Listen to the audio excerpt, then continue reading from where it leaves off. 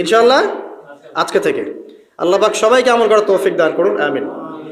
এরপর কি করবেন? এরপর 3 কুল পড়বেন। কয় কুল? 3 কুল। কোনটাকে 3 কুল বলে? বিসমিল্লাহির রহমানির রহিম, কুল হুয়াল্লাহু আহাদ এটা একটা, কুল আউযু বিরাব্বিল ফালাক এটা একটা, কুল আউযু বিরাব্বিন নাস এটা একটা। এই 3টা সূরা কার মুখস্থ নাই? এমন কেউ কি আছে যে এই 3টা সূরা মুখস্থ নাই?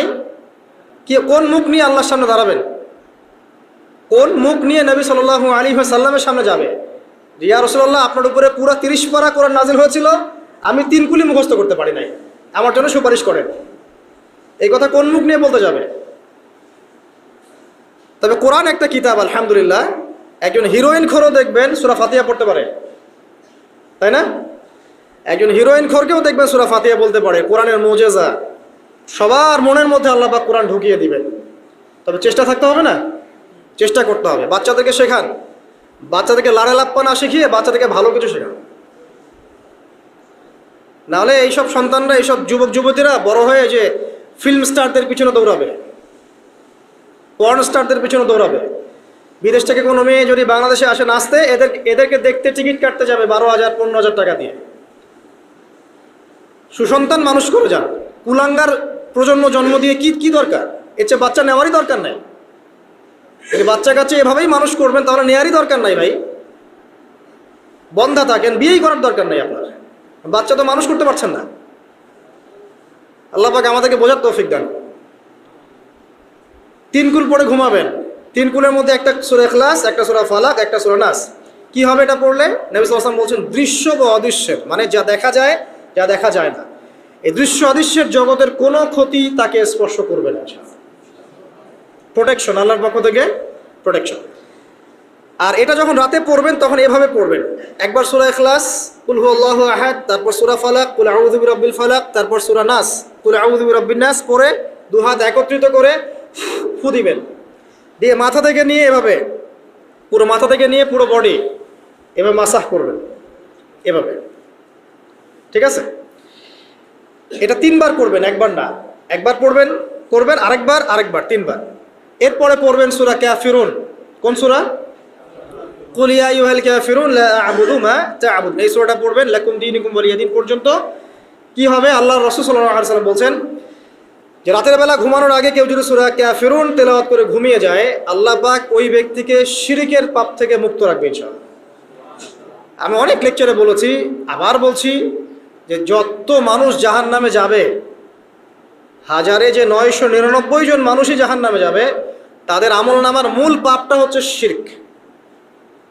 কথা বুঝতে পারছেন? এই যে হাজারে যে পুরো 99% মানুষ জাহান্নামে যাচ্ছে, এটা তো হাদিস।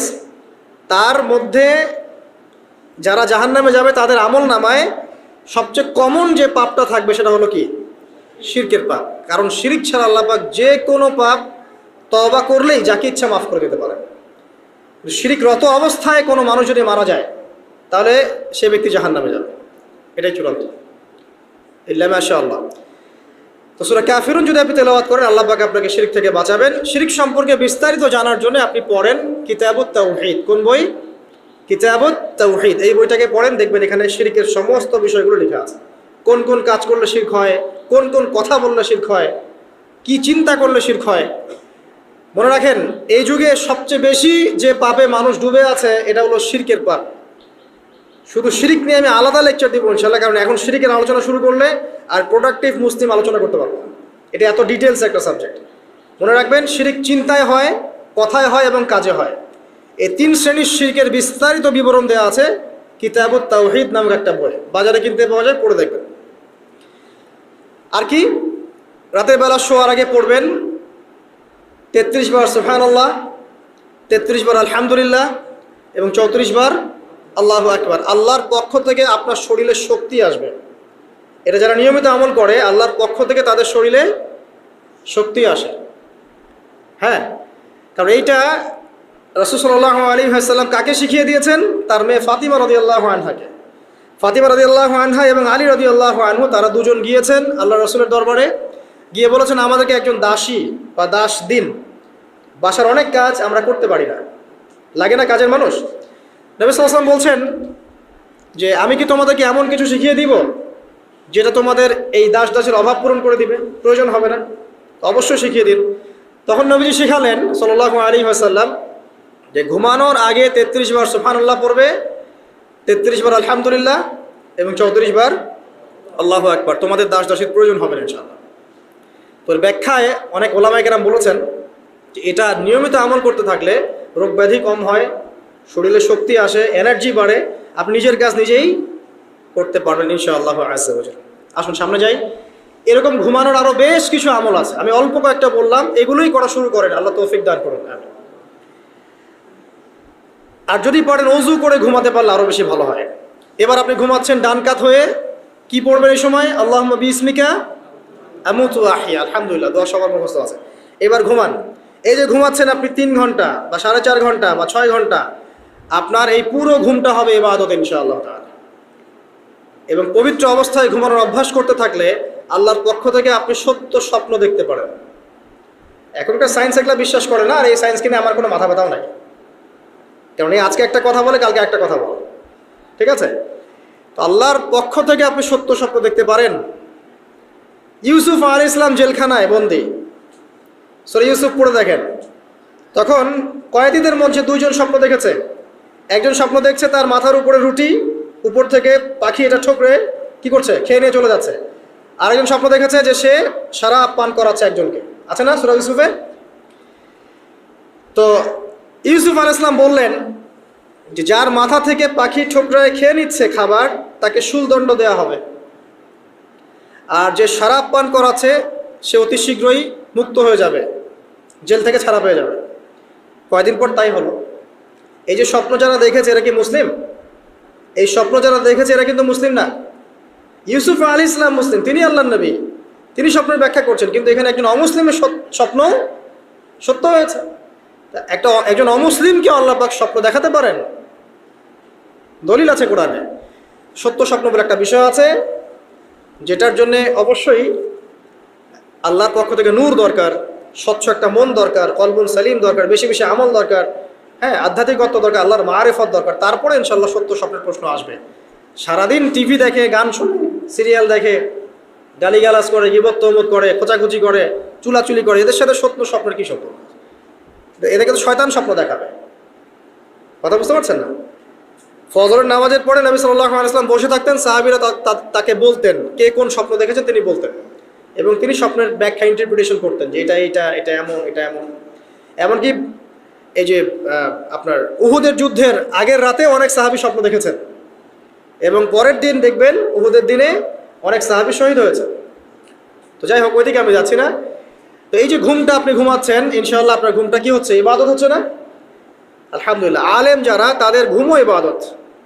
যারা এই যে মুসলিম, মুমিন, মুত্তাকি, আলেম, তাদের ঘুমগুলোও কি ইবাদত। এখন ঘুমান শেষ, ঘুমের মধ্যে যদি দুঃস্বপ্ন দেখেন, তাহলে আপনি বাম দিকে 3 বার থুতু ফেলবেন, ফেলে আউযু বিল্লাহি মিনাশ শাইতানির রাজিম পড়বেন, পরে পাশ পরিবর্তন করে আবার ঘুমাবেন। এটা হয় না ঘুমের মধ্যে অনেক সময়? অনেকের বোবা ধরে, শ্বাস নিতে পারে না। এগুলো এই জন্যই হয় কারণ তারা ঘুমানোর আগের জিকির আজগারগুলো করে না। নিয়মিত করলে এগুলো সমস্যা ইনশাল্লাহ হবে না। আপনি নিজের ভালো নিজেই বোঝেন, হুজুরের কাছে দৌড়ানোর দরকার নাই এত বেশি। নিজের বাচ্চাকে নিয়ে এত দৌড়ানো, এই কবিরাজ, ওই কবিরাজ, ওইখানে তাবিজ, এত দরকার নাই তো।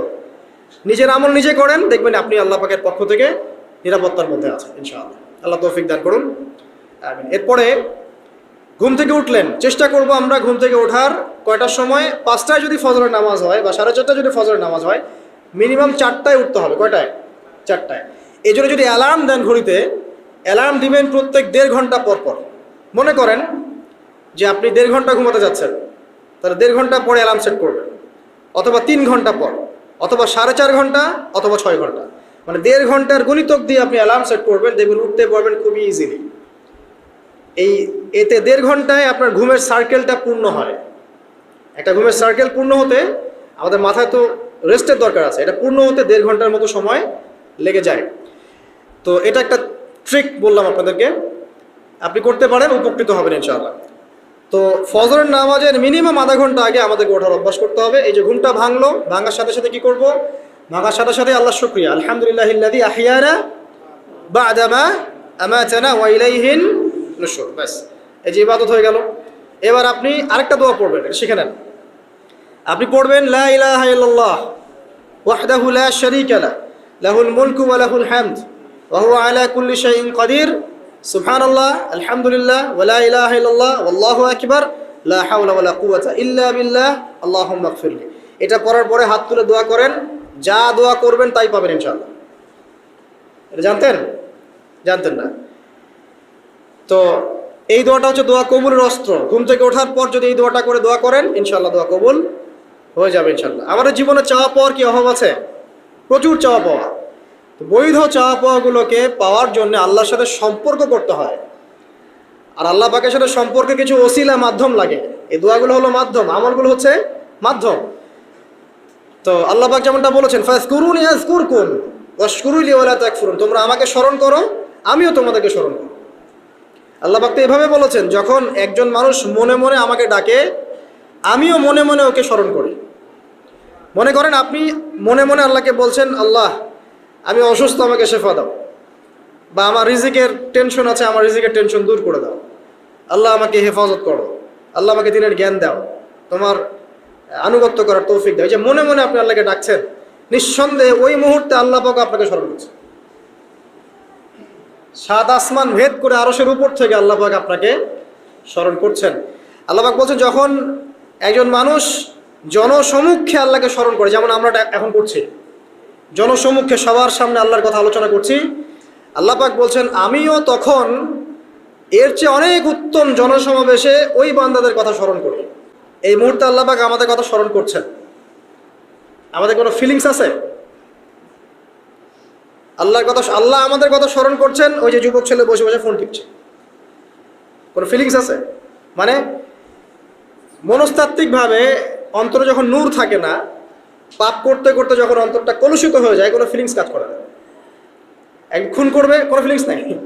সুদ খাচ্ছে, কোনো ফিলিংস নাই। জেনা করছে ডেইলি, কোনো ফিলিংস নাই। দেখবেন ঘুষ নিচ্ছে, দুর্নীতি করছে, মানুষের সম্পদ আত্মসাৎ করছে, যারা পরিমাণ ফিলিংসও নাই যে আমি একটা পাপ করছি। কখন এরকম হয় জানেন? যখন এক কথায় যখন মানুষ পাপ করতে করতে করতে করতে, এই যে কলব বলে একটা কথা আছে, এই কলবের উপরে কালো কুৎসিত একটা মরিচা পড়ে যায়, তখন আর ফিলিংস কাজ করে না। তো ফিলিংস কাজ করানোর বুদ্ধি কি? দুইটা বুদ্ধি আছে। এক, বেশি বেশি কোরআন তেলাওয়াত করা, তাহলে অন্তরের মরিচা দূর হয়ে যাবে ইনশাল্লাহ। আর দুই হচ্ছে বেশি বেশি মৃত্যুর কথা স্মরণ করা, তাহলে মনের মধ্যে যে কালিমাগুলো আছে আস্তে আস্তে দূর হবে ইনশাল্লাহ। তো মৃত্যুর কথা কে স্মরণ করে? এখন মানুষ তো চলাফেরা করে এমনভাবে যে কোনোদিন মরবেই না। কে স্মরণ করে? যে টেবিলের তল দিয়ে ঘুষ নিচ্ছে ও স্মরণ করে মৌতের কথা? যে মেয়েটা বোরখা পরে যে ডেটিং করে বেড়াচ্ছে, জেনা করে বেড়াচ্ছে, ও কি মৃত্যুর কথা স্মরণ করে? যে ছেলেটা এখনকার যুব সমাজের বেশিরভাগই মাদকের সাথে সম্পৃক্ত, গার্লফ্রেন্ড বয়ফ্রেন্ড অ্যাফেয়ার্সে আছে, হ্যাঁ, টিকটক প্রজন্ম, আড্ডাবাজি করে সময় কাটায়, গুন্ডামি করে, মাস্তানি করে, এর মৌতের কোনো ফিকির আছে? একজনকে বড় দায়িত্ব দেওয়া হয়েছে, সবার সম্পদ লুটপাট করে খাচ্ছে, এর মৌতের ফিকির আছে নাকি? এর মধ্যে ফেরাউনি চেতনা এসেছে, আনা রব্বুকুমুল আলা, আমি মহান রব, আমি তোমাদের মহান রব। ওদের মধ্যে ওই চেতনা কাজ করছে যে সূরা মুমিনুনে যেটা বলা আছে যে আমরা এখানেই জন্ম নেই, এখানেই মারা যায়, আমরা পুনরুত্থিত হব না। ইন হিয়া ইল্লা হায়াতুনা দুনিয়া নামুতু ওয়া নাহইয়া ওয়া মা নাহনু বিমাবউসিন, আমরা এই দুনিয়াতেই বাঁচি, দুনিয়াতেই মরি, আমাদের কোনো পুনরুত্থানের কিছু নাই। এদের চেতনা এমন। কে ফিকির করে মৌতের? অথচ আপনি দেখছেন যে প্রতিনিয়তই কোনো কারণ ছাড়াই মানুষ নাই, কোনো কারণ লাগে না। এখন তো কারণ ব্যাখ্যা করতে আমরা পছন্দ করি, এই কারণে ওইটা হয়েছে, ওই কারণে এটা হয়েছে। এটাকে বলে কার্যকারণ তত্ত্ব, দর্শনের ভাষায় কি বলে? কার্যকারণ তত্ত্ব। এটা আপনারা ফিলোসফি পড়লে বুঝবেন। আর প্রত্যেকটা কাজের পিছনে একটা কারণ থাকে, আমরা কারণটা সার্চ করি বেশি। এখন কারণ ছাড়াই মানুষ ডেড। এই যে যাচ্ছে, উপরে একটা সুন্দর করে বড় একটা পাথর ঝুলছে, সব পাস হয়ে যাচ্ছে ওখান থেকে। মানে রাস্তায় কাজ চলছে, উপরে আবার একটা ঝুলছেও, আর মানুষ আবার অন্যিস দিয়ে যাতায়াত করছে। তো যারা রাখছে ওদের ইন্টেলেকচুয়াল অবস্থা চিন্তা করেন, আর যারা আমরা তল দিয়ে যাচ্ছি তারও অবস্থা চিন্তা করেন। বুদ্ধিভিত্তিকভাবে আমরা কোন জায়গায় চিন্তা করেন? মানে মানুষ বিজি রোড দিয়ে যাচ্ছে, ওখানেই কাজ হচ্ছে, আবার যেখানে কাজ হচ্ছে দেখছি সেখানে আমরাও আবার তল দিয়ে যাচ্ছি। সবাই পাস হয়ে গেল, যাদের তাকদিরে লেখা ছিল মৌত একদম মুহূর্তের মধ্যে শেষ। কি কারণ ব্যাখ্যা করবেন? কোনো সায়েন্স দিয়ে ব্যাখ্যা করতে পারবেন? পারবেন না। ওই ময়মনসিংহে ওই যে মহিলারা যাচ্ছে, ট্রাক মেরে দিয়ে চলে গেল, মহিলার পেট থেকে বাচ্চা ফেটে পেট ফেটে বাচ্চা বের হয়ে গেল, বাচ্চা জীবিত, মা ডেড। সায়েন্স দিয়ে ব্যাখ্যা করতে পারবেন? এটাই তাকদির। একেই বলে তাকদির, যেটাকে সায়েন্স দিয়ে ব্যাখ্যা করা যায় না, বিজ্ঞান দিয়ে ব্যাখ্যা করা যায় না। এরকম ঘটনা কত ঘটছে অহরহ। দুজন বসে আছে, হাজব্যান্ড ওয়াইফ, হাজব্যান্ডের যাওয়ার কথা, হাজব্যান্ড ওয়াইফের গাড়িতে বসছে আর ওয়াইফ হাজব্যান্ডের গাড়ি ড্রাইভ করছে। আর এই হাজব্যান্ডের দুশ্মন যে ছিল সে টার্গেট করেছিল যে ওই লোকটাকে গুলি করে মারবে রাস্তায়। যেহেতু ওয়াইফ হাজব্যান্ডের গাড়ি ড্রাইভ করছে রাস্তায়, ওয়াইফ ডেড, হাজব্যান্ড জীবিত। তাকদির। তো তাকদিরকে কি আপনি এই ভাগ্যটা কি আপনি সায়েন্স দিয়ে ব্যাখ্যা করতে পারবেন? সম্ভব? তো অহরহ এরকম মৌতের ঘটনা ঘটছে। তারপরেও দেখবেন যুবকদের এই বিলাসিতা, এই মানে আড্ডাবাজি, মেয়েদের পিছনে ঘোরা, এই যে মাদক সেবন করা, টিকটক করা, বুদ্ধি প্রতিবন্ধী প্রজন্মের মতো, এগুলো থামছে না। কোনো শিক্ষাই তারা নিতে যাচ্ছে না। বয়স হয়ে গেছে, অনেক বয়স, দেখবেন ওই যে চায়ের দোকানে বসে ক্যারাম খেলছে। বুড়া মানুষ, তার হায়াতের কতদিন বাকি আছে আল্লাহ ভালো জানেন। দেখবেন দিব্যি, কোনো টেনশনই নাই, ক্যারাম বোর্ড খেলছে, ওখানে লুডু খেলছে। দেখেন আর যে আপনাদের গ্রামাঞ্চলে যে চায়ের স্টলগুলো আছে, দেখবেন ওই যে টিভি ছেড়ে রেখে দিবে, ঘন্টার পর ঘন্টা টিভি চলছে, মানুষ চা খাবে 1 কাপ আর টিভি দেখবে 5 ঘন্টা। ওর যে হায়াতের কোনো মূল্যই তার কাছে নাই। আল্লাহ পাক তাকে একটা সময় দিয়ে পাঠিয়েছেন, কোনো ফিলিংসই নেই। অথচ মানুষ প্রতিদিন, দিনে রাতে, প্রত্যেক দিন মানুষ অহরহ মারা যাচ্ছে। যাদের ভিতরে মৌতের চিন্তা আছে তারা কিন্তু পাপ কম করলেও ফিরে আসে আল্লাহর দিকে, কারণ তাদের প্রতি মৌতের ফিকির আছে। আর যাদের মৃত্যুর কোনো চিন্তা নাই, তারা এই রাজনীতি বলেন, অর্থনীতি বলেন, সমাজনীতি বলেন, আর এই পরিবার আর ধর্ম বলেন, সমস্ত ক্ষেত্রে পাপ করে বেড়াবে, কোনো ফিকির নেই। আল্লাহ পাক আমাদেরকে মৌতের ফিকির করার তৌফিক দান করুন এবং পরকালের জীবনটাকে আসল জেনে দুনিয়ার কাজগুলো করার তৌফিক আল্লাহ পাক দান করুন। আসেন, তো এবার আপনি শুকরিয়া আদায় করছেন, আলহামদুলিল্লাহিল্লাযী আহইয়ানা বা'দা মা আমাতানা ওয়া ইলাইহিন নুশুর। আধা ঘন্টা আগে ঘুম থেকে উঠেছেন, এখন কি করবেন? বাথরুমে যাচ্ছেন। এই বাথরুম করাটা কি দুনিয়াবি কাজ না? এই কাজটা ইবাদত হবে যদি আমি ঢোকার সময় বাম পা দিয়ে ঢুকি আর বলি, কি বলি? আল্লাহুম্মা ইন্নী আউযু বিকা মিনাল খুবসি ওয়াল খাবাইস। এখন বাথরুম করতে আপনার 10 মিনিট লাগুক আর 15 মিনিট লাগুক আর 5 মিনিট লাগুক, এই পুরো সময়টা নেকি পাবে না। সুবহানাল্লাহ। আর কি চাই? বের হব, এখন বের হওয়ার সময় কি বলবো? গুফরানাকা, নেকি পাচ্ছে। একটা দোয়া আছে, আলহামদুলিল্লাহিল্লাযী আযহাবা আনিল আযান ওয়া আফানি গুফরানাকা। এবার আপনি ওযু করবেন। ওযুটা ধীর স্থিরভাবে করবেন, তাড়াহুড়া করবেন না। ওযুর প্রত্যেকটা অঙ্গ প্রত্যঙ্গ 3 বার করে ধোয়ার চেষ্টা করবেন। শুধু মাথা মাসে হবে কয়বার? 1 বার। ওযু করার পরে আপনি হাত তুলে আল্লাহর কাছে দোয়া করবেন। ওই সময়টা কখন? রাত 4টা থেকে 4:30 বাজে, তাই না? তার মানে আল্লাহ রাব্বুল আলামিন এখন প্রথম আসমানে আছেন। কিভাবে আল্লাহ পাক আছেন সেটা আল্লাহর উপর ছেড়ে দেন, আমাদের এটা নিয়ে ব্যাখ্যা করার দরকার নাই, চিন্তাও করার দরকার নেই। আল্লাহ পাক বলেছেন আমি নেমে আসি, বাস নেমে আসি। এত বেশি বুদ্ধিজীবী হওয়ার দরকার নাই। খুব বেশি বুদ্ধিজীবী হয়ে গেলে আবার মানুষ খেয়ে হারিয়ে ফেলে। অত দরকার নাই, শুনেছি মেনেছি, বাস যথেষ্ট। আল্লাহ পাক নেমে আসেন, কি বলেন? আল্লাহ বলেন যে কেউ কি আছো আমার কাছে কিছু চাইবে, আমি দিব। কেউ কি আছো যে আমাকে ডাকবে, আমি তোমার ডাকে সাড়া দেবো। কেউ কি আছো আমার কাছে কোনো কিছু দোয়া করবে, হ্যাঁ হাজত আছে, আমি পূরণ করে দেবো। এভাবে আল্লাহ পাক ফজর পর্যন্ত বলতেই থাকেন। বলেন তো আমাদের কোনো ফিকির আছে? আমরা সবাই ঘুমাই কয়টায়? হয় 1টায়, নাহলে 2টায়, নাহলে 3টায়, ম্যাক্সিমাম এখনকার। আমি যে বিষয়টা নিয়ে কথা বলছি এটা খুবই কঠিন। 9টা থেকে 10টার মধ্যে বা 11টার মধ্যে ঘুমাতে হবে, এটা খুবই কঠিন বিষয় এখনকার জেনারেশনের কাছে। এর জন্য প্রথম যে কাজটা সেটা হলো রাত্রেবেলা স্মার্টফোন আর চালানো যাবে না। এশার নামাজ শেষ, ফোন একদম ডয়ারে লক করে রাখতে হবে। কিচ্ছু করার নাই। এটা না করতে পারলে আপনি ঘুমাতে পারবেন না, ঘুমাতে পারবেনই না। এবং এরপর দিনে আসছি, তখন বলছি দিনে কিছু কাজ আছে। দিনের কাজগুলো যদি আমরা ঠিকঠাক মতো করি তাহলে রাতে তাড়াতাড়ি ঘুম আসবে ইনশাআল্লাহ। যদি না করি তাহলে ঘুম আসবে না। তো শেষ রাতে আল্লাহ পাক আসমানে নেমে আসেন, প্রথম আসমানে, এবং এই আহ্বান করতে থাকেন।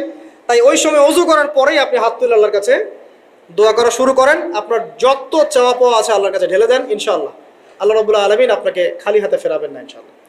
আল্লাহ পাক তো এমন করে বলেছেন যে কেউ হাত তুলেছে আল্লাহর কাছে আর আল্লাহ পাক সেটাকে খালি ফিরিয়ে দিবেন, এটাতে আল্লাহ লজ্জা বোধ হয়। কথা বুঝতে পারছেন? আমাদের যাদের অনেক সম্পদ আছে বা সামর্থ্য আছে এবং মন আছে বড়, তাদের কাছে যখন কেউ সাহায্য চায় আপনার খালি ফিরাইতে লজ্জা লাগে না? আপনার মনে হয় না যে চাইলো এত করে কিভাবে না করে ফিরাই? আছে না এমন মানুষ? আছে না? আসলে দান সৎকা করার জন্য সম্পদ লাগে না, দান সৎকা করার জন্য মন লাগে। কি লাগে? মন লাগে। দেখবেন অনেক কোটিয়াল আছে মানুষ, দান সৎকা করতে পারে না, জাকাতই তো দেয় না, দান সৎকা করবে কি? বাংলাদেশে যত কোটিপতিগুলো আছে সবার থেকে জাকাত নেওয়া শুরু করলে এদেশে কোনো দারিদ্রতা বলে কিছু থাকবে না, ইনশাআল্লাহ থাকবেই না, এটাই বাস্তব। কে উদ্ধার করবে সেই টাকা? ইমাম মাহাদি আসলে করবেন ইনশাআল্লাহ, ঈসা ইবনে মারিয়াম আসলে করবেন ইনশাআল্লাহ। তখন কে জাকাত না দিয়ে পার পায় তাই দেখা যাবে। একটা ব্যক্তি পাওয়া যাবে না জাকাত না দিয়ে পার পায়। অবশ্য তখন এমন একটা যুগ আসবে যে মানুষ জাকাতের টাকা নিয়ে ঘুরবে, কিন্তু নেওয়ার মতো মানুষ নয়, সবাই সচ্ছল। আল্লাহ পাক সেই সুদিন ফিরায় আনুক, আমিন। যেটা বলছিলাম যে সৎকা করার জন্য মন লাগে, আবার টাকা লাগে না। এখন আসেন, কেউ যদি আমাদের কাছে এভাবে চায় আমরা খালি ফিরাতে লজ্জাবোধ করি। আল্লাহ পাক বলছেন যে আমার কাছে যখন বান্দা কিছু চায় তার হাতটাকে আমি খালি ফিরাই দেবো, এটাতে আমি লজ্জাবোধ করি। দোয়া করলে কয়েকটা বিষয় একটা হবেই, হয় আপনি সাথে সাথে সেটা পাবেন, না হলে একটু দেরিতে পাবেন, না হলে আল্লাহ পাক সেটা জমা করে রাখবেন পরকালের জন্যে। পরকালে যখন আপনি দাঁড়াবেন আল্লাহর সামনে, আল্লাহ বলবেন দুনিয়াতে তুমি এই এই বিষয়গুলো চেয়েছিলে, আমি দুনিয়াতে দেই নাই, পরকালে তোমার জন্য সঞ্চিত রেখেছি, এখন না। তখন মানুষ কি বলবো জানেন? আমরা বলবো যে আল্লাহ দুনিয়াতে কিছুই যদি না পাইতাম, আজকেই সব দিত তাহলেই হতো। তো বেশি বেশি দোয়া করার অভ্যাস তৈরি করেন, বেশি বেশি দোয়া করেন। দোয়াই ইবাদত, আর দোয়া হল ইবাদত, দোয়াই ইবাদত। দোয়া করতে থাকেন, ইনশাআল্লাহ দেখবেন আল্লাহর সাথে আপনার সম্পর্ক গাঢ় হবে। যার সাথে আল্লাহর সম্পর্ক যত বেশি গাঢ় হবে, ইনশাআল্লাহ সে তত বেশি পরকালের বাসিন্দা হবে, দুনিয়ার বাসিন্দা কম হবে। আল্লাহ পাকে নূর এবং মারিফত সে অর্জন করতে পারবে ইনশাআল্লাহ তাআলা। এবারে আমরা কি করব? এবার মিনিমাম 2 রাকাত নামাজ পড়ার চেষ্টা করেন। রাতের সালাত 2 রাকাত করে আপনি 2, 4, 6, 8, 10, 12, 20 পড়তেই থাকতে পারেন, কোনো সমস্যা নাই। কিন্তু মিনিমাম 2 রাকাত নামাজ তাহাজ্জুদ আপনি পড়ার চেষ্টা করেন। পড়া যাবে না? আর নামাজটাকে তাড়াহুড়া করবেন না, কাইন্ডলি আল্লাহর ওয়াস্তে তাড়াহুড়া করবেন না। রিল্যাক্সে কেরাত করেন, রুকুতে সময় দেন, সেজদায় সময় দেন, 2 সেজদার মাঝখানে সময় দেন, শেষ বৈঠকে দোয়াগুলো করেন, তারপর ধীর স্থিরভাবে সালাম ফিরান, হাত তুলে দোয়া করেন, সময় দেন। কারণ আমি কি বলছি, সূরা জারিয়াতে 56 নম্বর আয়াতে আল্লাহ পাক বলেছেন দুনিয়াতে পাঠিয়েছি শুধু আল্লাহর ইবাদত করার জন্য। তো যে কারণে এসেছি, এটাতে এত তাড়া কিসের? অনেক মসজিদে নামাজ পড়লে মনে হয় ইমাম সাহেবকে বলি যে আপনার কি পেশাব পায়খানার চাপ নিয়ে নামাজ পড়ান? এমন অনেক মসজিদে নামাজ পড়েছি, মনে হয় ইমাম সাহেবকে ডেকে একটু কানে কানে বলি যে ভাই আপনার কি পেশাব পায়খানার চাপ আছে? মানে 4 রাকাত নামাজ 3 মিনিটের শেষ, 4 রাকাত নামাজ 4 মিনিটের শেষ, এত তাড়াহুড়ার কি আছে? হ্যাঁ, জামাতে নামাজ সংক্ষিপ্ত করতে হয়, তাই বলে কি এত সংক্ষিপ্ত নাকি? রুকু করার টাইম পাওয়া যায় না, সেজদা করার টাইম পাওয়া যায় না? নামাজে ধীর স্থিরতা এবং খুশুটা খুব ইম্পর্টেন্ট। নামাজে কোথায় হাত বাঁধলেন এটা নিয়ে তর্ক না করে, নামাজের একাগ্রতা, মনোযোগ কতটুকু আসছে এটা নিয়ে তর্ক করেন। ভিতরের রুহটাই আসল, আধ্যাত্মিকত্বটাই আসল। হ্যাঁ, একজন ভাই হাত বেঁধেছে মনে করেন এখানে, কেউ বেঁধেছে এখানে, এটা নিয়ে ঝগড়া করেন। দেখেন নামাজে কতটুকু ফোকাস, মনোযোগ কতটুকু থাকছে, কতটুকু নামাজে আপনি দোয়া করতে শিখছেন, সেজদায় আল্লাহকে পাইতে শিখছেন। নামাজ পড়ে কি ফিল হচ্ছে যে আমি আল্লাহর সাথে কথা বলছি, আল্লাহ আমার কথা শুনছেন? আমরা তো মেকানিক্যাল নামাজ অভ্যস্ত এখন, মানে দুনিয়ার কাজের চাপ এত বেশি, জাস্ট মসজিদে যাবো, ঢুকবো, বেরো, চলে আসবো, হাজিরা দিতে আসছি মনে হয়, সিগনেচার করবো, চলে যাবো, ভাবটা এমন। এত তারা কিসের ভাই? ওয়া মা খালাকতুল জিন্না ওয়াল ইনসা ইল্লা লিয়াবুদুন, শুধু ইবাদত করার জন্যই সৃষ্টি করেছে তোমাদেরকে। তো মসজিদে তো তাড়াহুড়া কেন? রিল্যাক্স থাকেন, মসজিদে রিল্যাক্সে নামাজ পড়েন, সময় নেন। ফজরের নামাজ পড়ার আগে আপনি বাসার থেকে 2 রাকাত সুন্নত পড়ে আসতে পারেন, এটা আরেকটা ভালো আমল। কারণ নবী সাল্লাল্লাহু আলাইহি ওয়াসাল্লাম সুন্নত নামাজগুলো কি করতেন? বাসায় পড়তেন। এতে বাসার মধ্যে বরকত হবে, শয়তান দূর হয়ে যাবে ইনশাআল্লাহ। এই যে তাহাজ্জুদ আপনি 2, 4, 8, 10 যত পারেন পড়েন, মিনিমাম 2 রাকাত পড়েন, ধীর স্থিরভাবে পড়েন। নামাজ শেষ করে আবার আল্লাহর কাছে দোয়া করেন, দেখবেন যে ইনশাআল্লাহ আপনার দোয়া কবুল হবে। আর দোয়া যে কবুল হয় এটা আপনি নিজেই বুঝতে পারবেন, নিজেই বুঝবেন, কারো কাছে যাওয়া লাগবে না। এবার ফজরের সালাতের সময় হয়ে গেল, আজান হচ্ছে, আজানের জবাব দিব, দিয়ে বাস হেঁটে হেঁটে মসজিদ, প্রত্যেক পদক্ষেপ হেঁটে যাব আর দোয়া করব। কি দোয়া করব? যে আল্লাহ আমাকে নূর দান করুন। কি দান করুন? আল্লাহুম্মা ইজআল ফি কলবি নূরা ওয়া ফি লিসানি নূরা ওয়া ফি সামঈ নূরা ওয়া ফি বাসরি নূরা ওয়া আন ইয়ামিনি নূরান ওয়া আন শিমালি নূরান ওয়া মিন ফাওকি নূরা ওয়া মিন তাহতি নূরা আল্লাহুম্মা ইজআল ফি নাফসি নূরা। মানে এর অর্থ হচ্ছে আল্লাহ আপনি আমার ডানে বামে সামনে পিছনে শরীরে আত্মায় দেহে সবখানে আল্লাহ আপনার নূর দান করুন। নূর কেন? কারণ দুনিয়ার মধ্যে অনেক অন্ধকার, অন্ধকার না? সব জাহিলিয়াতের অন্ধকার। এখানে পথ চলতে হলে নূর লাগবে, আলো লাগবে। এটা কে দিবে? আল্লাহ দিবে। কবর বড় অন্ধকার, ওখানে থাকতে হলে ভালোভাবে কি লাগবে? আলো লাগবে। হাসরের মাঠ অন্ধকার, ওখানে ভালোভাবে থাকতে হলে কি লাগবে? আলো লাগবে। এই জন্যে নামাজে যাওয়ার সময় অন্ধকার সময় এই দোয়াগুলো করতে হয়। আর তার আগে একটা কথা বলতে ভুলে গেছি, বাসা থেকে যে বের হচ্ছেন তখন কি পড়বেন? কি পড়বেন? বিসমিল্লাহি তাওয়াক্কালতু আলাল্লাহ ওয়ালা হাওলা ওয়ালা কুওয়াতা ইল্লা বিল্লাহ। এটা পড়ে বের হলে শয়তান দূরে চলে যাবে, ফেরেশতা আপনার কাছে চলে আসবে। এবার নামাজে আসলাম, জামাতের সাথে নামাজ পড়বেন, ফজরের নামাজ, এবং ফজরের সালাতের কেরাতটা লম্বা করার চেষ্টা করবেন। এটা সুন্নাত, ফজরের সালাতের কেরাত লম্বা করা সুন্নাত। এবং নামাজ শেষ হওয়ার সাথে সাথেই উঠেও চলে যাবেন না। নামাজ শেষ, এবার আপনি ওখানে বসে থাকবেন, বসে বসে জিকির আজগারগুলো করবেন। কি কি জিকির করবেন আমি কয়েকটা আপনাদেরকে শিখিয়ে দিচ্ছি, বাকিগুলো আপনারা কিতাব থেকে শিখে নেবেন। সালাম ফেরানো শেষ, প্রথমে একবার আল্লাহু আকবার, তারপর 3 বার আস্তাগফিরুল্লাহ আস্তাগফিরুল্লাহ আস্তাগফিরুল্লাহ। এরপরে পড়বেন আল্লাহুম্মা আনতাস সালাম ওয়া মিনকাস সালাম তাবারাকতা ইয়া যাল জালালি ওয়াল ইকরাম পড়বেন। তারপরে আল্লাহুম্মা আইন্নি আলা যিকরিক ওয়া শুকরিকা ওয়া হুসনি ইবাদাতিক। এরপরে পড়তে পারেন আয়াতুল কুরসি, যেটা একটু আগে বলেছি, তাসবিহাত সুবহানাল্লাহ আলহামদুলিল্লাহ আল্লাহু আকবার 33 33 33, পরে কালিমা শাহাদা, অথবা 10 10 10ও পড়ার দলিল আছে। এরপরে পড়বেন সুবহানাল্লাহি ওয়া বিহামদিহি আদাদা খালকিহি ওয়া রিদা নাফসিহি ওয়া জিনাতা আরশিহি ওয়া মিদাদা কালিমাতি, 3 বার, এটা 3 বার। তারপর 3 কুল 3 বার করে, সূরা ইখলাস 3 বার, ফালাক 3 বার, নাস 3 বার, সূরা হাশরের শেষ 3 আয়াত একবার। এরপরে পড়বেন সাইয়্যিদুল ইস্তিগফার, মানে সমস্ত ইস্তিগফারের শ্রেষ্ঠ ইস্তিগফার। এটা কোনটা? কোনটা? আল্লাহুম্মা আনতা রাব্বি লা ইলাহা ইল্লা আনতা খালাকতানি আনা আবদুক ওয়া আনা আলা আহদিক ওয়া ওয়া'দিক মাস্তাতা'তু আউযু বিকা মিন শাররি মা সানা'তু আবু'ু লাকা বিনি'মাতিকা আলাইয়া ওয়া আবু'ু বিযানবি ফাগফিরলি ফাইন্নাহু লা ইয়াগফিরু যুনুবা ইল্লা আনতা। এটা যে পড়বে সকালে পড়ে যদি রাতের মধ্যে মারা যায় জান্নাত ইনশাআল্লাহ, আবার সন্ধ্যায় পড়ে যদি সকালের আগে মারা যায় জান্নাত ইনশাআল্লাহ। এত বড় অস্ত্র, এত বড় একটা সুযোগ।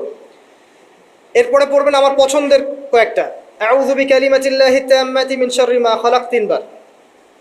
এটা যদি আপনি পড়েন আপনি দৃশ্য অদৃশ্যের ক্ষতি থেকে বেঁচে থাকবেন ইনশাআল্লাহ। দুষ্ট জিন শয়তান আপনার কোনো ক্ষতি করতে পারবে না ইনশাআল্লাহ। আর একটা খুবই শক্তিশালী দোয়া আছে, সেটা হলো বিসমিল্লাহিল্লাযী লা ইয়াদুররু মা ইসমিহি শাইউন ফিল আরদ ওয়ালা ফিস সামা ওয়া হুয়াস সামিউল আলিম, 3 বার করে। এইটা যে পড়বে, এই যে জিন বলেন, ভূত বলেন, যে পেতনি বলেন, যেগুলো আমরা ভয় পাই, ঠিক আছে, চোখ লাগা বলেন, বদনজর বলেন, যা যা আছে, হিংসুকের হিংসা, কোনো কিছুই আপনার কোনো ক্ষতি করবে না ইনশাআল্লাহ। এবং ইনশাআল্লাহ আপনি হঠাৎ মৃত্যুবরণ থেকে বেঁচে থাকবেন ইনশাআল্লাহ, হঠাৎ মৃত্যুবরণ থেকে।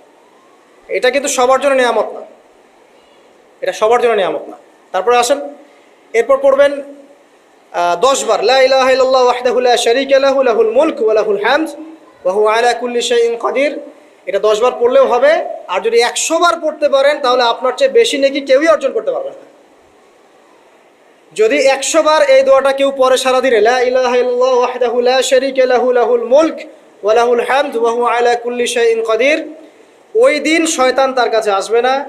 100 গুনাহ আমলনামা থেকে কেটে দেওয়া হবে, 100 নেকি লিখে দেওয়া হবে, এবং আল্লাহর কাছে দিন শেষে একটা তালিকা পেশ করা হয়, আজকের দিনে কে কি আমল করেছে, এই তালিকায় তার নাম দেখবেন সবার আগে আছে। ওই ব্যক্তির নামও থাকতে পারে যে 100 বারের চেয়ে বেশি পড়েছে, তখন তার নাম আগে চলে যাবে, এর নামটা পরে চলে আসবে। কথা বুঝতে পারছেন? মিনিমাম 100 বার পড়তে পারলে খুব ভালো হয়। যদি না পড়েন কমপক্ষে কয়বার? 10 বার।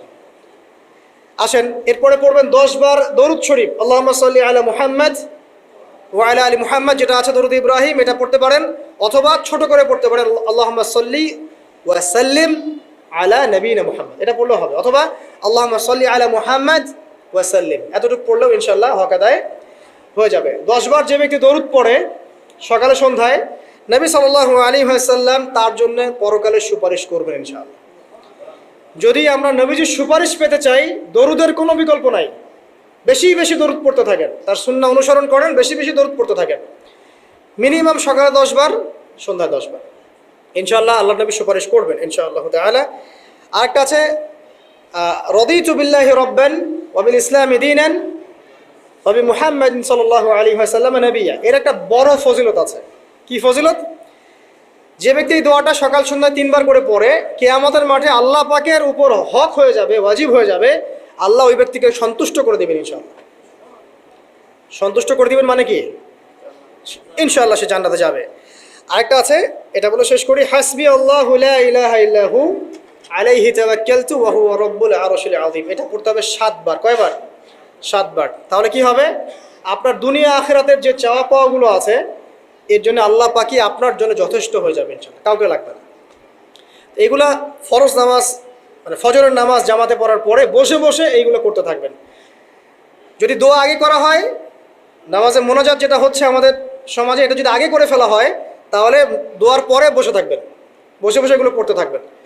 যদি পারেন ইশরাকের নামাজটা পড়ে মসজিদ থেকে বের হতে পারেন। ইশরাকের নামাজ মানে ফজরের সূর্য উঠে যাওয়ার পরে 2 রাকাত নফল পড়ে যে ব্যক্তি যাবে বাসায়, মানে প্রথমে ফজরের নামাজ জামাতে পড়েছে, জিকির আজগার করেছে, ইশরাকের সময় হয়েছে, নামাজ পড়ে বের হলো, এই ব্যক্তির আমল নামায় একটা কবুল হজের নেকি দেওয়া হবে, একটা কবুল ওমরার নেকি দেওয়া হবে ইনশাআল্লাহ। এগুলো খুবই সহজে আমল করা যায়। এরপরে আপনি বাসায় ফিরে গিয়ে বা মসজিদেই কোরআন তেলাওয়াত করবেন।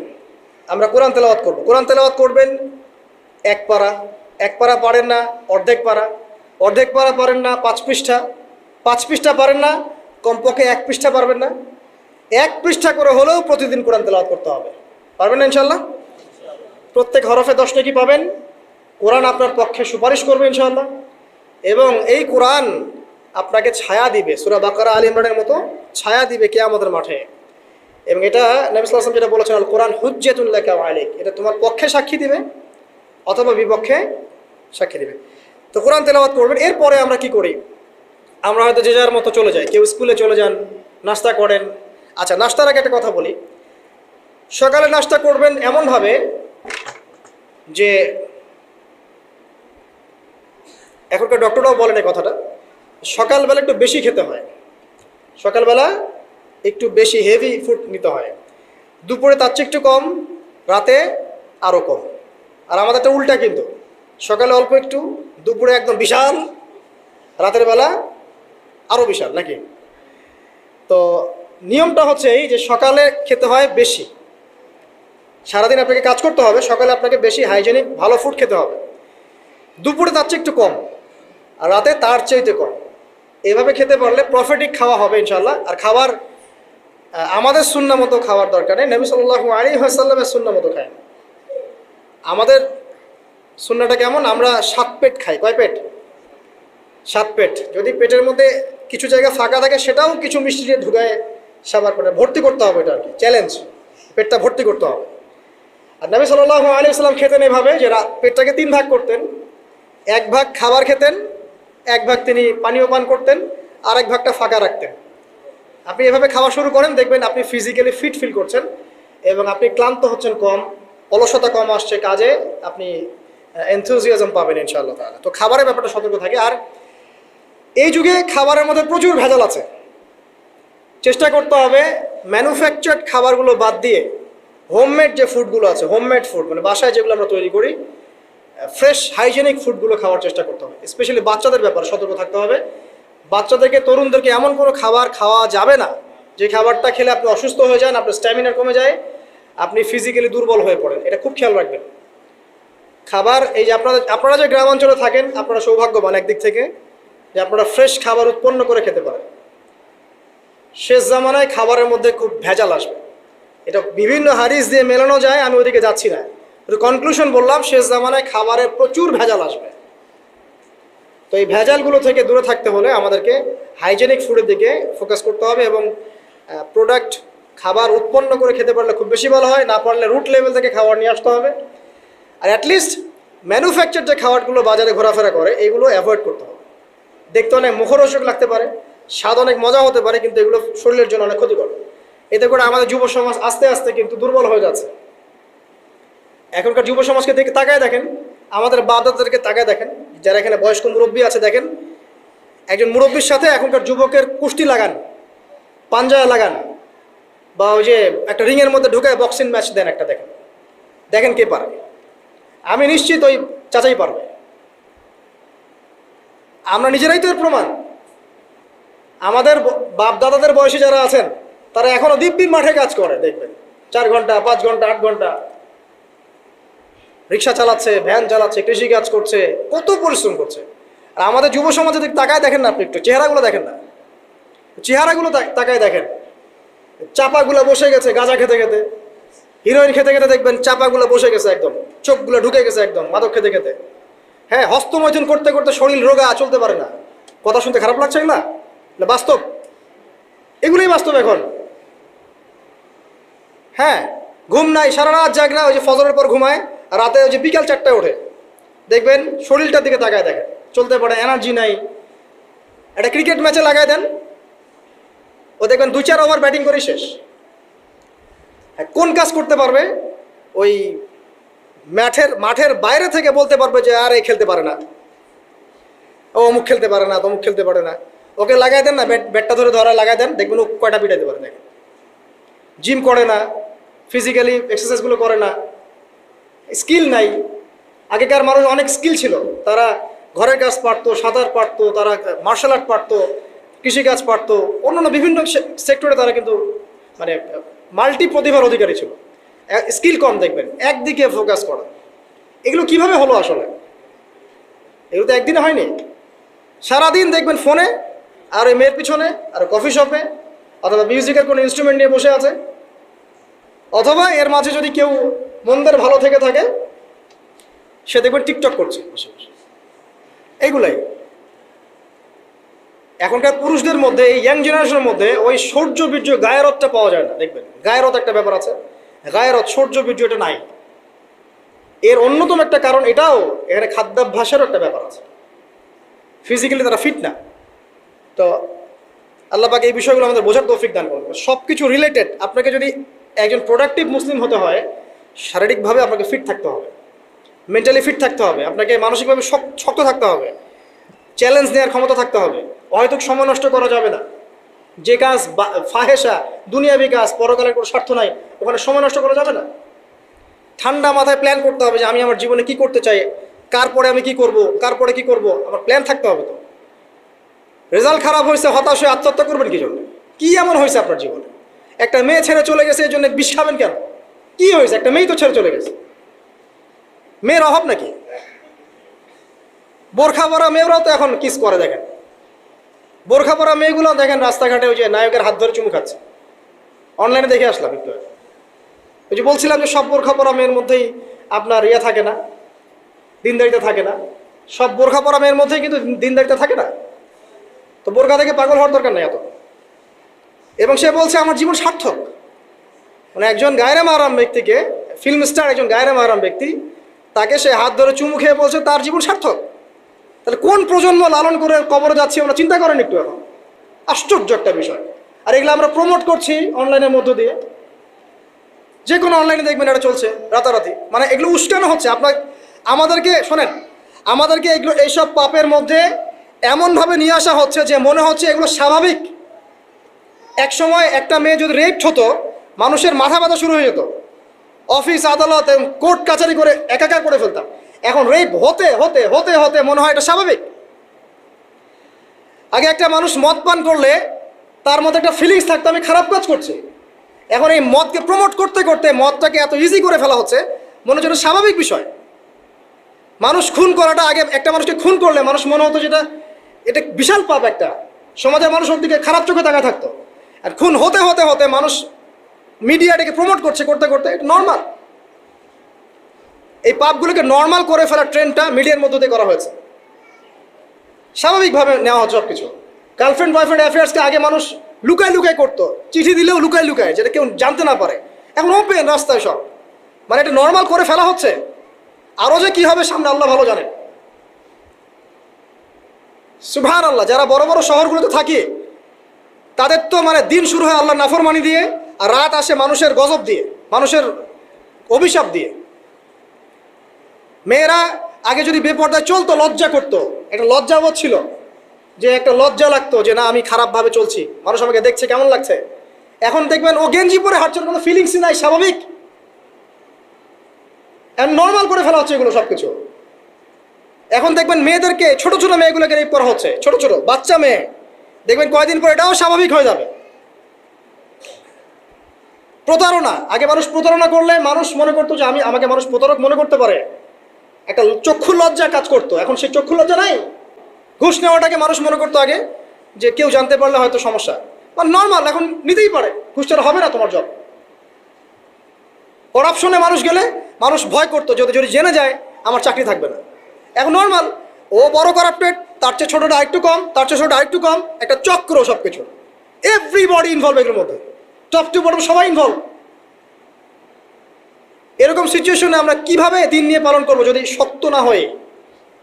সব চলে যাচ্ছে, আজ থেকে সব চলে যাচ্ছে। একটা সময় ছিল একজন মুসলিম ব্যক্তিকে অন্যায়ভাবে মেরে ফেলবে, একজন মুসলিম নারীকে অন্যায়ভাবে রেপ করবে, মানুষ চিন্তাই করতে পারত। একজন মুসলিম নারীর সম্ভ্রম বাঁচানোর জন্যে এই ভারতবর্ষে সশস্ত্র যুদ্ধ হয়েছে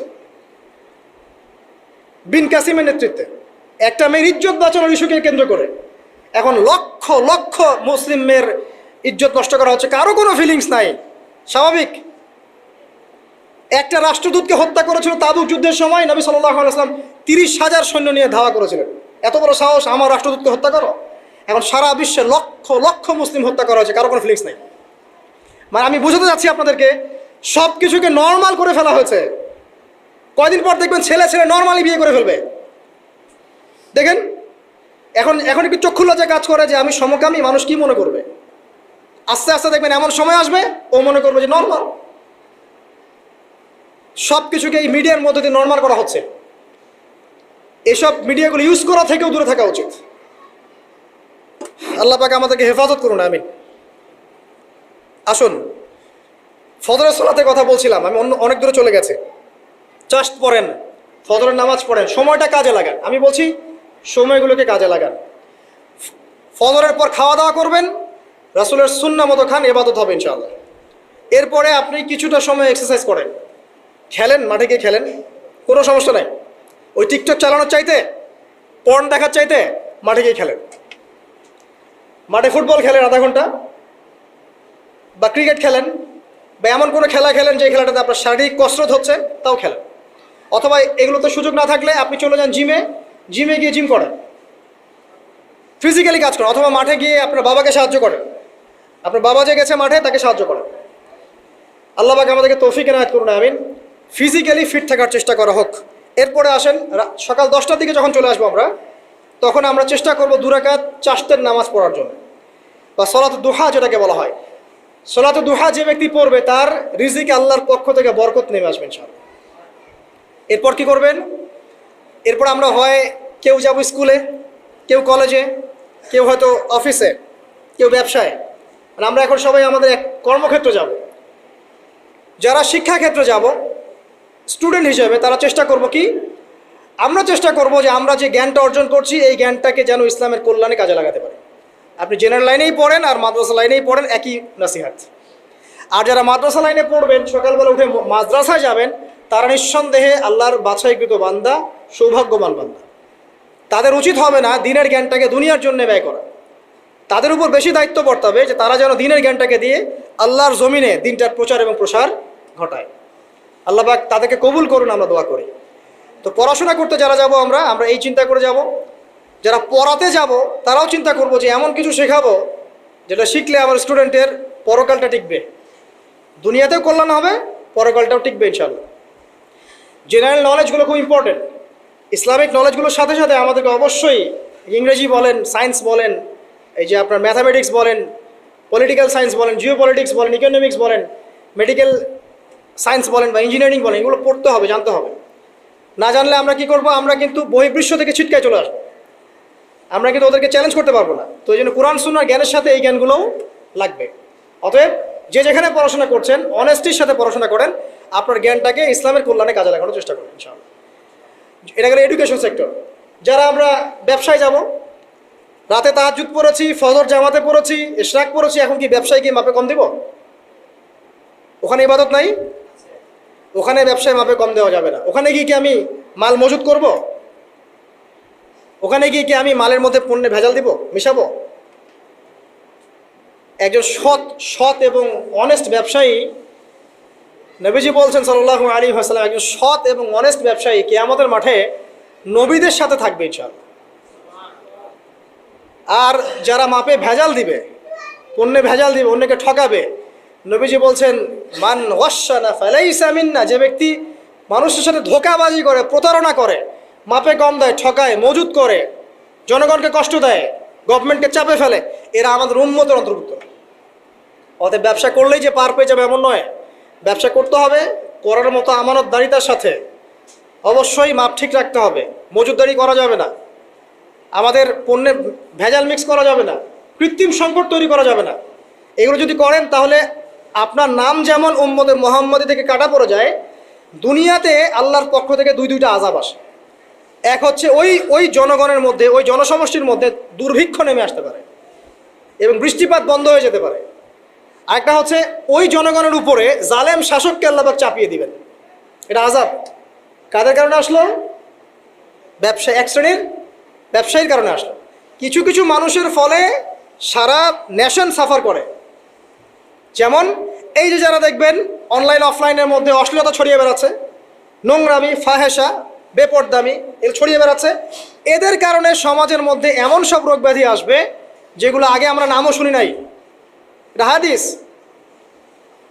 যারা মুসলিম সমাজের মধ্যে মানে বাদ্যযন্ত্রকে হালাল মনে করে নিবে, মদকে হালাল মনে করে নিবে, জেনাকে হালাল মনে করে নিবে, এইসব মানুষদের কারণে ভূমি ধসের আযাব আসবে এবং আকৃতি পরিবর্তনের আযাব আসবে। শেষ জামানার হাদিসগুলো পড়ে দেখেন। তো এখানে পাপ করছে এক শ্রেণীর মানুষ, ফলাফল ভোগ করছে সবাই। সো যারা ভালো মানুষ তাদের উচিত হবে এগুলোকে প্রোটেক্ট করা, ডিফেন্ড করা, এগুলোর বিরুদ্ধে বলা বা লেখা বা কিছু করা। সূরা নূরে আল্লাহ পাক বলছেন ইন্নাল্লাযীনা ইয়ানতাশিআল ফাহিশাতা ফিল্লাযীনা আমানু, যারা মুমিনদের মধ্যে ফাহেশা, নোংরামি, অশ্লীলতাকে ছড়িয়ে দিতে চায়, পছন্দ করে, ইন্নাল্লাযীনা ইউহিব্বুনা ইয়ানতাশিআল ফাহিশাতা ফিল্লাযীনা আমানু লাহুম আযাবুন আলীমুন ফিদ দুনিয়া ওয়াল আখিরাহ, দুনিয়া এবং আখিরাতে এদের জন্য ভয়ঙ্কর শাস্তি আছে। আর আমাদের কাছে এরাই রকস্টার, যারা মুসলিম সমাজের মধ্যে বেপরদামি, অশ্লীলতা, ফাহেশা এগুলো ছড়িয়ে দিচ্ছে, যে না এরা আমাদের আইডল। এখন ওদের পোস্টার বাসায় লাগিয়ে রাখে, ওদের সাথে একবার দেখা করতে পারলে জীবন সার্থক হয়ে যায়। আল্লাহর কাছে ওদের কি দাম আছে যতক্ষণ না তওবা করে ফিরে আসছে?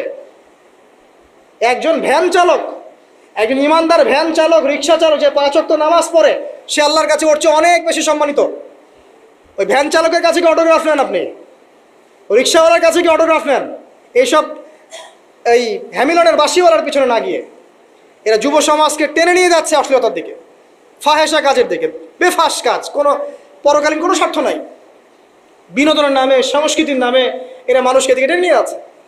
আর আমাদের যুব সমাজ, তোমাদেরকে আমি আইডল দেখাবো ইনশাল্লাহ পরের লেকচারগুলোতে। খালিদ বিন ওয়ালিদ তোমার আইডল, আলী ইবনে আবি তালিব তোমাদের আইডল, মুহাম্মদ সাল্লাল্লাহু আলাইহি ওয়াসাল্লাম তোমার আইডল,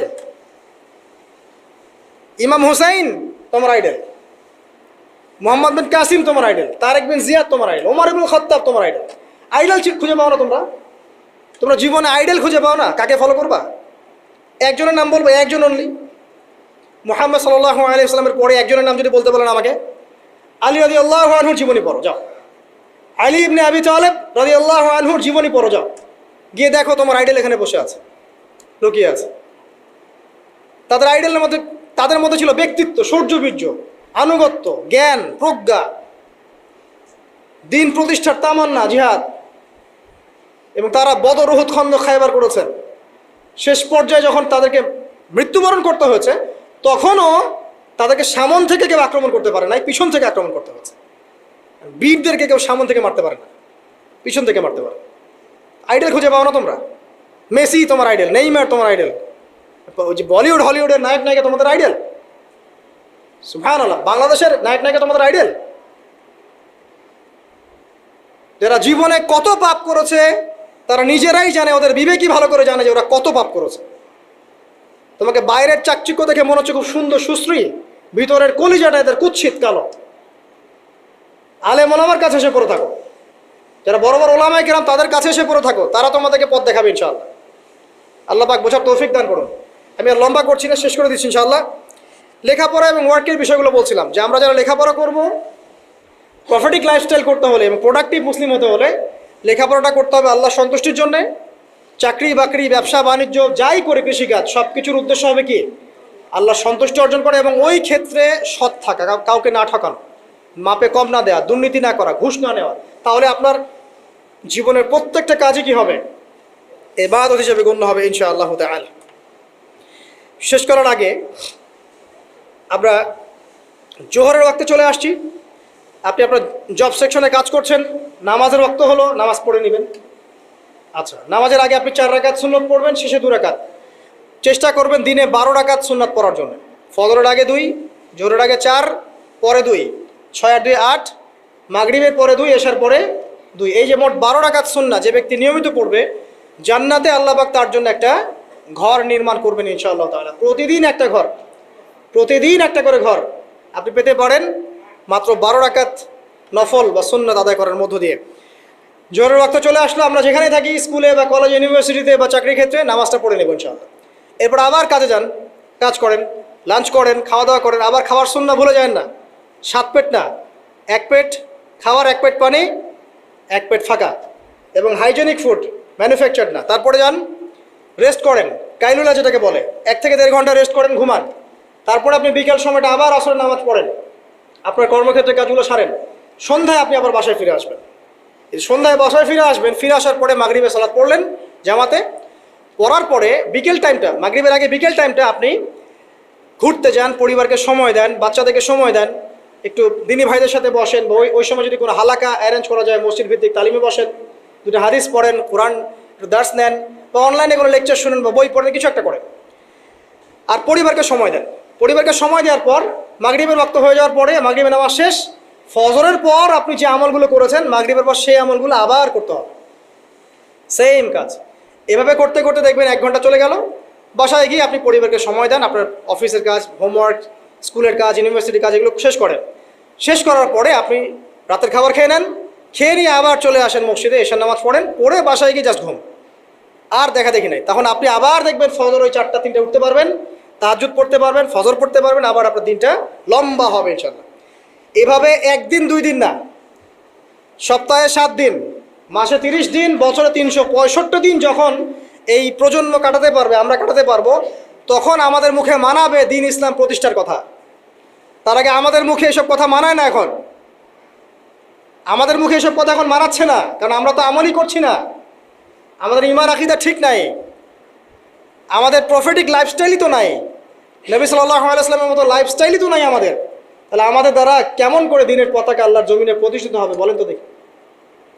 এভাবে যখন একটা উম্মাহ গড়ে উঠবে, খুবই ডিফিকাল্ট, এটা কিন্তু অনেক বড় চ্যালেঞ্জ। এবং এটাই সবচেয়ে বিগ টাস্ক এখন, যে এই আমরা যারা আছি, আমাদের ইয়াং তরুণ প্রজন্ম, আমাদের মা বোন, বাচ্চা কাচ্চা এবং আমাদের বৃদ্ধ, সবাই মিলে যখন এইভাবে মুভ করবে, তখন দেখবেন একটা জাতি সকাল থেকেই সজাগ, সকাল থেকেই জাতি সজাগ। যেমন একটা চমৎকার একটা আইন করা হয়েছে না, রাত 8টায় সব বন্ধ, খুবই ভালো কথা। কেউ অ্যাপ্রিসিয়েট করুক না করুক, আমি শুরুতেই বলেছি আলহামদুলিল্লাহ, খুব ভালো। অ্যাটলিস্ট এখন 10টায় ঘুমাতে পারবেন, তারপরেও দেখবেন 3টার আগে ঘুমাচ্ছে না। কিন্তু আপনি মদিনায় গিয়ে দেখবেন ফজরের পর থেকেই সব কিছু লাইভ, স্কুল, কলেজ, দোকানপাট, অফিস সব ওপেন। কারণ আমাদের উম্মত, এই উম্মতের জন্য ফজরের পরের সময়টাতেই বরকত রাখা হয়েছে। যে সময়টা আমরা পাই না, আমাদের সকাল হয় 11টায়, আমাদের সকাল হয় 10টায়, কর্মক্ষেত্র শুরু হয় 10টায়। এই জন্য সকাল ওই যে 5টা থেকে 10টা, এই বরকতটা আমরা পাই না।